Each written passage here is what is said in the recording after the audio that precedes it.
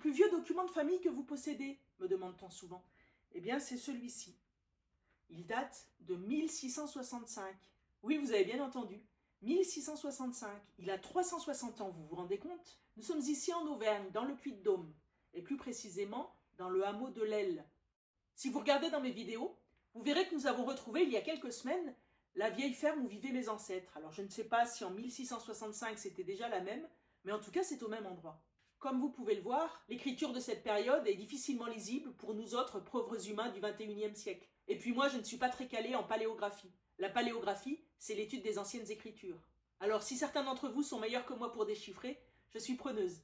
Mais j'arrive quand même à comprendre que c'est une histoire d'argent prêté qui concerne la famille Andrieux, c'est-à-dire mes ancêtres. Il concerne Gilbert Andrieux. Et Gilbert Andrieux, c'est l'arrière-arrière-arrière-grand-père de Mathilde Andrieux. Et Mathilde Andrieux, c'est mon arrière-arrière-grand-mère, c'est-à-dire la grand-mère du petit René. Enfin, c'est un petit peu vertigineux.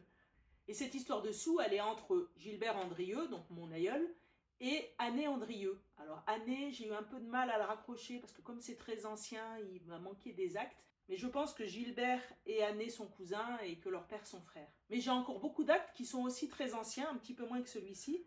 Par exemple, là j'ai 2 actes de mariage de 1702 et 1714 qui concernent Pierre et Toussaint Andrieux, qui sont 2 enfants de Gilbert. On m'a également posé la question de quels étaient les plus anciens ancêtres que j'ai pu trouver dans mon arbre généalogique, jusqu'à quelle année j'ai pu remonter, mais ça fera l'objet d'une autre vidéo.